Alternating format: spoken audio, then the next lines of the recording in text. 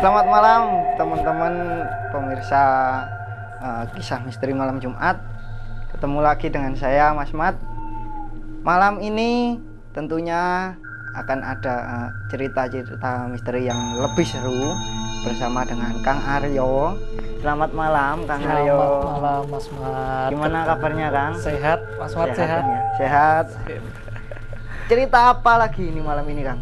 Iya ya, kalau kita cerita misteri di Indonesia ini tidak pernah habis Mas Mat. Betul. Selalu saja ada ya. Iya. Kali ini kita berangkat dari sebuah cerita ya, tetapi saya tidak menakut-nakuti untuk para driver online karena ini memang waktu itu tidak ada online ya. Ini cerita udah lama sih Mas, tapi masih offline ini Kang? Masih offline. Jadi belum ada istilahnya jasa transportasi online ya. Zaman dulu itu masih biasa-biasa saja. Nah, ini berangkat dari sebuah cerita seorang ojek ya, motor ya, mengantar orang-orang waktu itu pergi ke pasar kemana ya. Jadi pada satu ketika itu di satu tempat itu Mas, memang bapak ini senang mengantarkan orang ke pasar waktu itu. Tapi entah bagaimana waktu itu masih subuh ya Mas, tapi dibilang subuh juga enggak ya, jam-jam 1 ya. Kalau di tempat kami itu jam-jam pagi itu orang-orang udah bawa sayur ke pasar. Oh iya, biasanya lewat tengah malam itu kan? Iya, ada bawa sayur ke pasar. Di pasar itu udah rame Mas, tapi memang jarak ke pasar itu yang dilalui oleh bapak ini kebetulan melewati jalan yang sepi Mas. Ya, jalan sepi. Memang di pasar itu rame, jadi kalau di sana itu tradisinya nyusun sayur, nyusun apa, barang dagangan seperti itu. Cuma waktu itu kok sempat naas ya, bapak tersebut itu di awe-awe, kalau orang Jawa mengatakan itu dipanggil-panggil sama satu perempuan ya. Waktu itu mau ke pasar Mas. Ya karena abang ojeknya itu pikirannya positif ya tidak masalah seperti itu ya. Nah, waktu dibonceng itu dalam perjalanannya itu memang waktu itu setelah selesai kejadian diinterogasi, ditanya begitu, memang tidak seperti membonceng orang lain Mas. Jadi kondisi motor itu ringan sekali. Gitu ya? Iya, jadi jarak tempuh dari lokasi kejadian itu ke pasar itu memakan waktu 30 menit, Mas. Kebetulan dia dapat ngojek di daerah yang cukup jauh dari pasar. Memang minta diantarkan ke pasar. Nah, pada waktu itu setelah bapak tersebut memberhentikan motor, bapak tersebut bertanya, "Mbak, mau kemana?" Kalau bahasa Sumatera tuh yuk, ya ayu, ayu itu Mbak ya. "Ayu mau kemana?" Diam saja, "Ke pasar Pak," gitu. Singkat saja jawabnya, "Ke pasar Pak." Nah, bapak itu ya agak rasa curiga ya ada, tapi ya sudahlah, berpikiran positif ya Cak Mat ya. Jadi memang naik motor. Waktu di motor itu memang bapak tersebut tidak banyak berbicara ya, tidak banyak bertanya, tidak ada interaksi pembicaraan. Dan memang waktu itu mengendarakan motor itu ringan sekali Mas. Tidak ada seperti membonceng orang gitu. Tetapi tidak kepikiran si bapak tadi itu bahwa yang dibonceng itu adalah setan.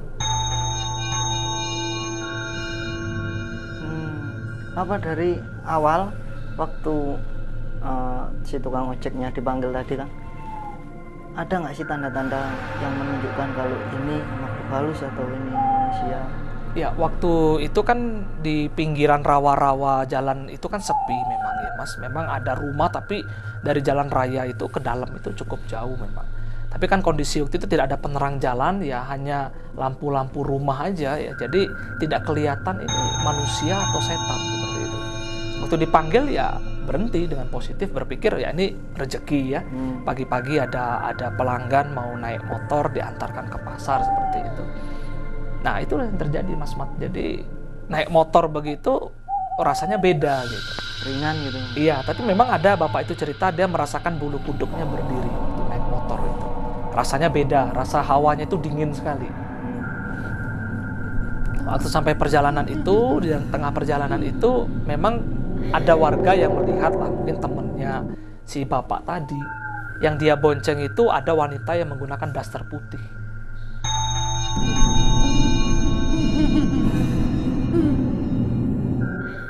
Itu ketawanya setelah kejadian Mas. Kok bapak tersebut membonceng wanita pakai daster putih gitu. Memang orang-orang udah pada, bulu kuduk saya merinding Mas. Itu kelihatan orang lain bisa lihat kan?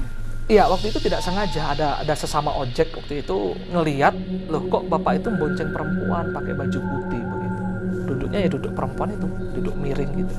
Tapi temennya itu tercengang aja, bengong gitu kan. Kok seperti itu, ada apa gitu kan. Nggak mungkin dikejar kan, dalam arti ya aduh, seperti itu aja, kaget gitu, shock juga. Terus saja motor melaju kencang menuju ke pasar, sampai tiba di pasar, yuk sudah sampai gitu, mbak sudah sampai. Nggak disaut, begitu noleh ke belakang nggak ada orang gitu kan, kosong. Nah bapak tersebut sudah kebingungan loh, yang saya bonceng siapa ya. Terus ibu yang ada di situ tanya, bang mas gitu ya kalau bahasa sininya, itu kenapa kok anda bengong begitu, anda ngomong sendiri. Iya tadi saya bonceng mbak gitu kan. Kamu mimpi atau gimana bang mas gitu ya. Nggak ada, kamu nggak bonceng siapa-siapa, tadi perempuan. Kamu dari mana? Saya habis dari jalan yang di sana gitu. Oh, merinding lagi. Oh, itu di jalan itu memang ada wanita yang dulunya itu meninggal kejebur mas. Di situ kan ada rawa-rawa. Waktu itu ada banjir, musim banjir. Wanita itu keseret gitu, masuk ke rawa-rawa yang ya ada airnya. Waktu itu kan tidak jauh dari situ ada sungai mas, ada sungai. Nah, wanita itu mati tenggelam di situ. Memang dia sering memberhentikan motor-motor yang lewat di sekitar itu. Nah itu kebanyakan kan seperti ini kan, kalau ada orang yang mungkin frustasi atau gimana sampai dia melakukan bunuh diri, kebanyakan kan rohnya itu mengganggu orang-orang yang masih hidup gitu kan. Itu sebenarnya kenapa sih? Kan dia meninggal kan atas kemauannya sendiri, ya kan, tanpa ada orang yang membunuh, atau mungkin ada di masa hidupnya ada orang yang menyakiti dia. Kalau dia mengganggu orang yang menyakiti tadi itu masih wajar, tapi ini kan kebanyakan mengganggu orang yang tidak tahu tentang masalah dia gitu loh. Iya betul. Jadi sebenarnya gini Mas Mat ya pemirsa, sebenarnya makhluk-makhluk seperti itu mereka itu diliputi rasa kesedihan, diliputi rasa kesepian. Maka tidak heran kalau kita melihat hantu-hantu seperti itu tuh mereka itu lebih lembab, dingin ya seperti itu. Hawanya kalau kita lihat rumah kita ada hawa lembab, hawa dingin itu hati-hati. Karena biasanya banyak hantu-hantu yang bersarang di tempat itu ya. Nah makanya tempat itu harus ada sirkulasi udara, ada panas, ada dingin ya.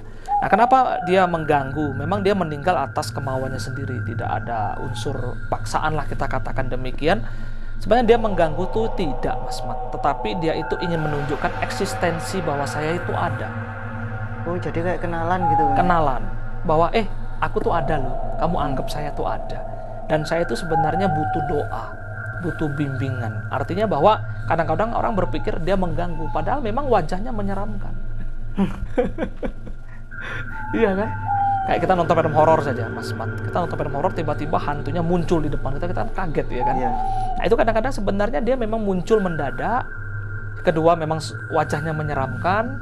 Sebenarnya ya dia membutuhkan bantuan kita sebenarnya. Tidak ada unsur kita ingin dicelakakan atau apa. Kadang-kadang kita celaka itu karena kita takut, kita lari atau apa, kita ketabrak mobil, kita kesandung, kita jatuh karena ketakutan kita. Untuk caranya supaya kita mengerti dari maksud dari makhluk astral tadi Kang. Iya. Itu gimana? Kan biasanya kan kalau dia menampakkan wujudnya kan biasanya cuma diem, ya kan Kang? Atau malah menakut-nakuti kayak tiba-tiba ngetuk pintu. Kita nggak tahu. Begitu dibuka ternyata kosong, tiba-tiba keluar gitu kan. Iya. Nah itu kayak gitu kan, kita nggak ngerti maksudnya apa. Kalau mungkin cuma menunjukkan ini ada aku di sini. Nah itu masih apa kan ya wajar lah. Tapi kalau misalkan ada makhluk seperti itu yang minta tolong ke kita, minta didoakan, itu kan kadang kita, kebanyakan orang kan nggak mengerti gitu kan, maksudnya itu apa, gimana Kang caranya supaya ya memang kadang-kadang begitu Mas Mat ya. Kalau boleh saya katakan sebenarnya memang mereka tidak langsung mengatakan saya butuh doa, tidak. Tapi orang-orang yang mengerti sebenarnya bahwa ya itu sebenarnya mereka membutuhkan pertolongan. Maka kalau di agama saya ya Mas ya, bahwa memang setiap ada makhluk-makhluk kesusahan itu sepatutnya kita membacakan doa, membacakan parita, ya, pelimpahan jasa. Saya yakin semua agama manapun juga pasti mengajarkan untuk mengirimkan doa. Ya. Jadi usahakanlah kita harus merubah mindset kita, cara kita berpikir bahwa tidak semua setan, tidak semua hantu itu jahat. Artinya bahwa kita patut hanya satu hal yang harus kita munculkan, kita mengasihani dia.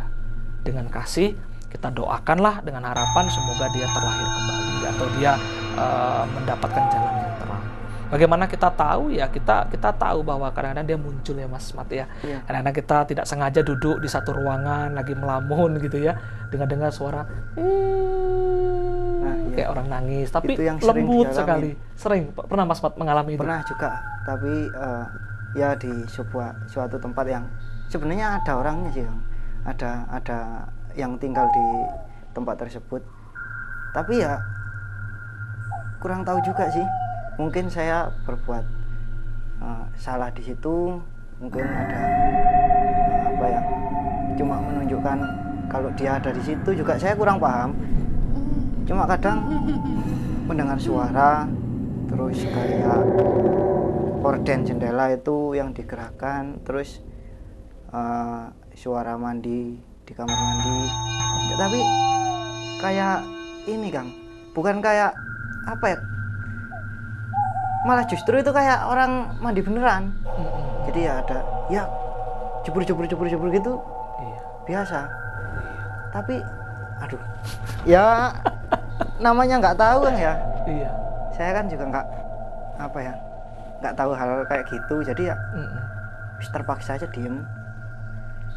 Kok lama-lama kok tambah nyeremin, akhirnya lari ngopi, maksudnya cari tempat kopi yang jauh dari rumah tempat tadi. Ya akhirnya sampai pagi sampai pagi melean ya.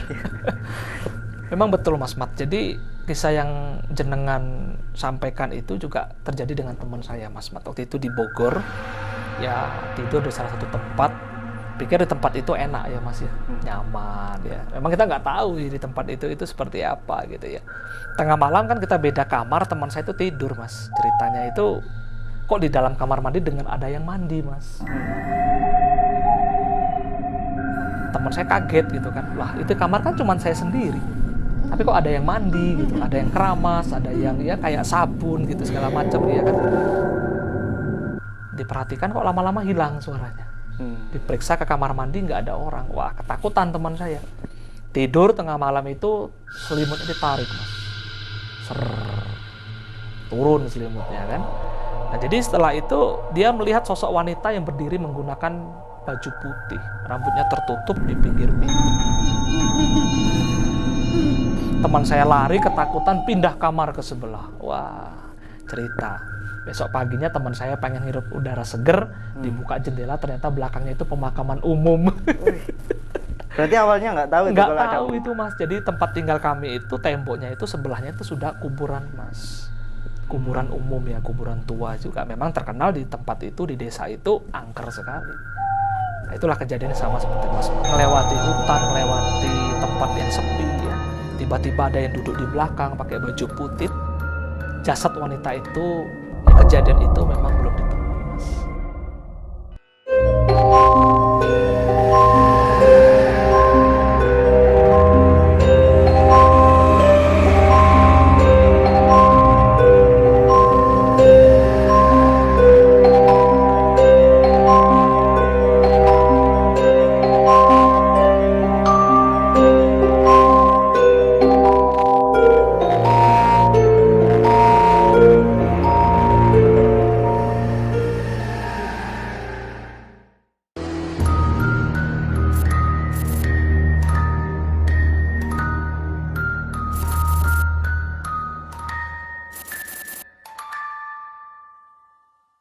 Nah, kita kembali, memanglah Mas, kalau boleh saya katakan, kisah si tukang ojek tadi itu, saya rasa mungkin ya, para pemirsa dimanapun Anda berada, khususnya ya Mas Mat ya, Anda sebagai driver online mungkin mengalami hal yang seperti saya ceritakan ya.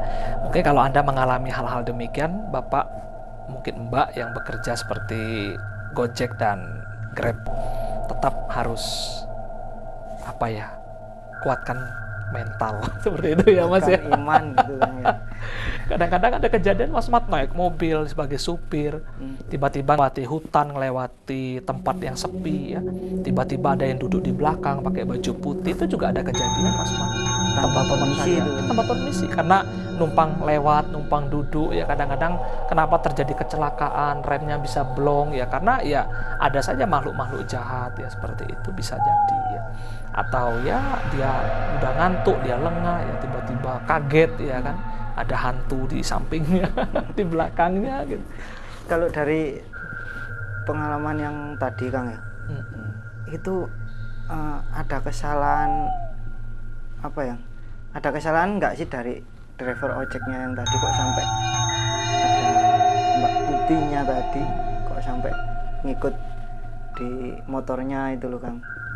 Maksudnya mungkin Mbak Kuntinya mengingatkan atas kesalahan dari tukang ojek itu atau gimana? Nah, kalau dari cerita nih Mas Mat, ya kita lanjut ke cerita yang tadi. Sebenarnya kenapa si perempuan itu memberikan petunjuk? Ternyata Mas Mat, dari kisah masyarakat warga setempat, jasad wanita itu yang nggak tahu ya, kalau sampai detik saat kejadian itu memang belum ditemui Mas. Jadi jasad perempuan itu hanyut ke bawah sungai, entah nyangkutnya di mana, istilahnya jenazahnya itu sampai detik yang kejadian itu nggak tahu kalau sekarang itu tidak ditemui. Sehingga wajar saja perempuan itu selalu memberhentikan setiap kendaraan yang lewat di tempat itu guna memberitahu bahwa ada sosok wanita yang menjadi hantu atau yang meninggal di tempat itu, seperti itu. Jadi ya cukup menyeramkan juga. Jadi setiap motor yang lewat itu pasti diberhentikan. Seperti itu Mas Mat. Itu sudah kejadian berapa kali itu? Yang sempat heboh itu yang dilihat oleh banyak orang ya, kejadian kan dari dulu kan dari hanya mulut ke mulut.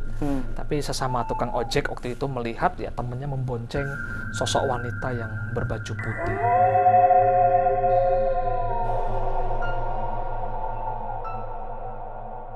Duduk seperti itu menuju ke pasar seperti itu. Begitu di pasar udah nggak ada siapa-siapa.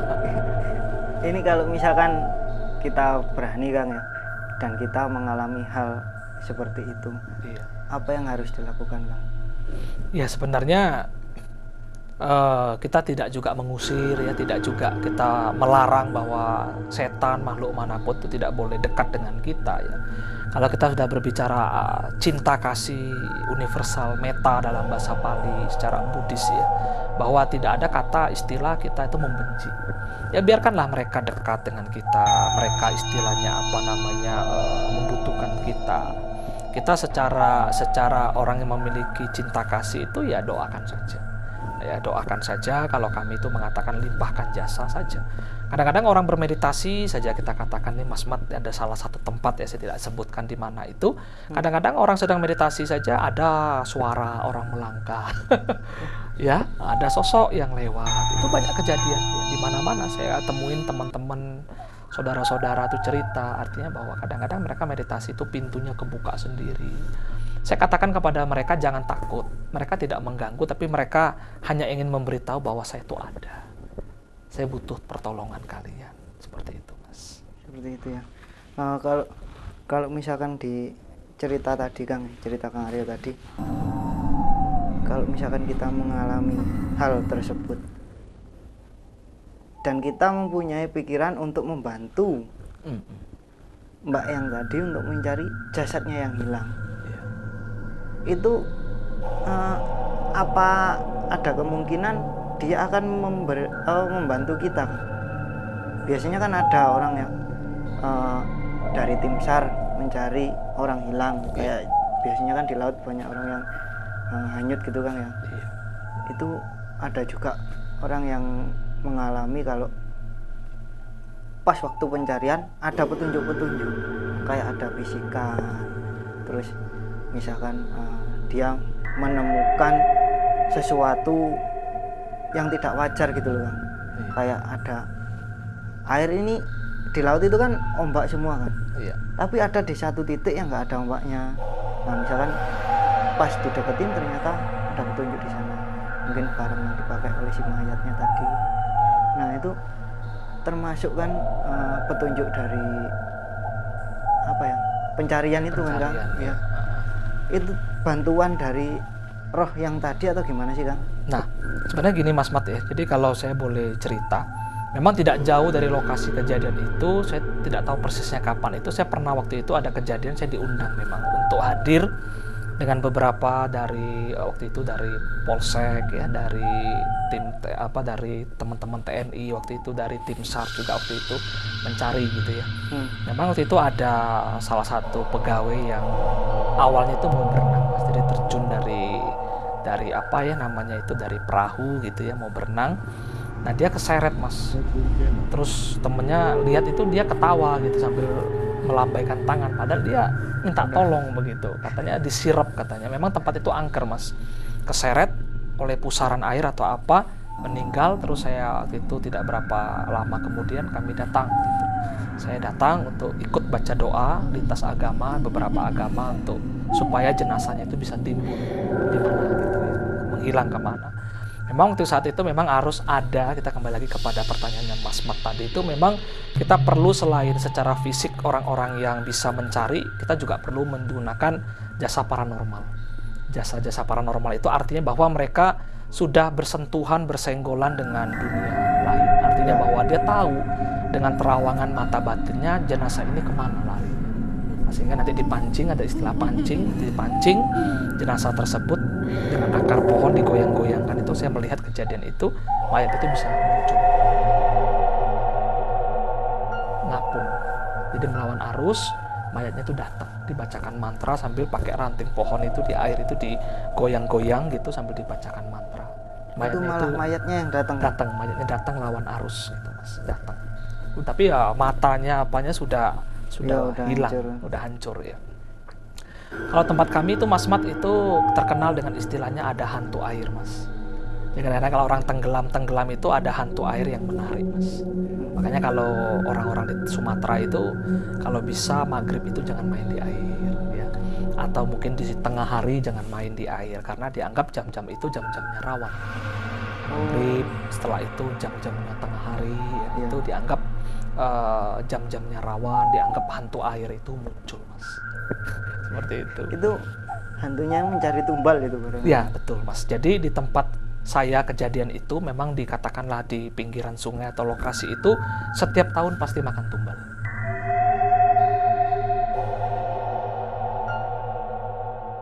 Setiap tahun pasti ada yang meninggal itu hanyut ke dalam sungai Mas. Dan itu nggak bisa ditemukan? Ada yang ditemukan tapi sudah hancur, ada yang sudah nggak bisa ditemukan Mas. Jadi banyak mitos menceritakan ada hantu air Mas. Ada juga yang menceritakan itu ada buaya putih di situ. Kang, kalau kembali ke cerita Kang Arya tadi, iya. Kalau ke tukang ojek tadi Kang ya, iya. Sebenarnya kan kita bisa tahu, oh ini tempat ini rawan. Itu kan setiap hari kan pasti kita lalui, setiap saat kita lalui. Oh ini tempat ini rawan. Biasanya ada makhluk yang suka mengganggu. Caranya kita menghindari hal tersebut supaya kita mungkin nggak diganggu sama makhluk astral itu gimana? Nah kalau kita mau terhindar dari makhluk astral itu ya memang tidak ya Mas Mat ya, tidak semua ya, tetapi hampir sebagian besar orang yang melewati jalan itu pasti diberhentikan. Artinya melihat, tapi tergantung kita mau berhenti atau tidak. Ya. Kalau kita ada rasa curiga bahwa itu bukan manusia ya kita terus saja jalan. Kita tapi baca dia aja doa. Nggak ngelawan? Enggak, dia cuma memberhentikan saja, dia mau nebeng, istilahnya mau ngebut ke pasar gitu. Cuma memang ya ada yang rasa kasihan berhenti. Ada yang takutnya itu modus pencurian ya dia terus saja kan gitu ya. Tapi tidak berpikir bahwa itu adalah setan atau hantu. Nah, padahal memang kisah di tempat itu memang ada wanita yang suka ngawe-ngawe, manggil-manggil kalau pengendara lewat di situ. Itu minta tolong, Minta maksudnya tolong. sebenarnya Sebenarnya minta tolong, tapi modusnya adalah minta antar ke satu tempat seperti itu. apa dari pihak keluarga nggak ada yang mungkin kan waktu mayatnya belum ditemukan, mungkin dari pihak keluarga mengirim doa datang ke lokasi itu, apa nggak ada kan? Kok Iya. sampai dia meminta tolong kepada orang lain gitu?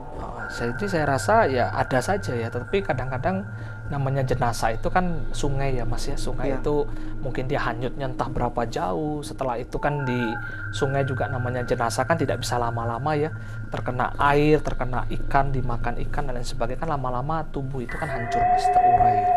Jadi ya itulah mungkin saja ya, tapi saya waktu itu tidak mengikuti cerita apakah ditemukan atau tidak, saya rasa ya belum tahu informasinya, cuma memang kejadian waktu itu sangat angker sekali di tempat itu Mas. Sampai semua orang yang lewat takut ya. Takut ya. Ada sedikit pesan-pesan Kang untuk teman-teman yang mungkin sebagai tukang Ya. ojek atau Para pemirsa dimanapun Anda berada, tugas Anda kadang-kadang tidak menentu. Para driver online ya, baik itu Anda membawa mobil maupun motor, Anda sebagai jasa pengantar para tamu-tamu atau pelanggan Anda ke satu tempat ya. Memang jasa Anda baik sekali, jasa Anda besar. Tapi jangan pernah lupa, saya atau Kang Aryo berpesan, berdoalah sebelum Anda bekerja, sebelum Anda beraktivitas. Ya, waktu mau keluar rumah, Anda berdoa. Setelah pulang ke rumah, Anda juga berdoa. Merasa bersyukur bahwa Anda masih diberikan keselamatan. Dimanapun, kapanpun, jangan lupa berdoa. Taruh buku-buku suci di dalam mobil Anda, atau mungkin Anda menggunakan kalung yang bersimbolkan agama. Jangan lupa selalu berdoa, meminta perlindungan kepada Tuhan, kepada kebaikan, karena itu adalah sebagai simbol suci yang mungkin saja bisa melindungi diri kita dari mara bahaya. Ya, terima kasih. terima kasih. Terima kasih Kang Aryo. Iya, sama-sama. Iya. Aduh, sampai merinding saya. Ternyata semut Kang. Nggak jadi merinding. Oke. Ya, buat teman-teman jangan lupa berdoa sebelum melakukan aktivitas. Berdoa kembali setelah melakukan aktivitas apapun pekerjaan kalian. Sayangi pekerjaan kalian. Terus laksanakan pekerjaan kalian. Dan itu juga apa ya? Ya yang mungkin itu yang terbaik buat kalian ya Kang ya. Betul, ya itu yang Dijalani harus saja. dijalankan. Iya, nggak usah ngersulo lah bahasa Jawanya ya. Oke, selamat malam. Sekian kisah misteri malam Jumat kali ini dengan saya Mas Mat. Terima kasih.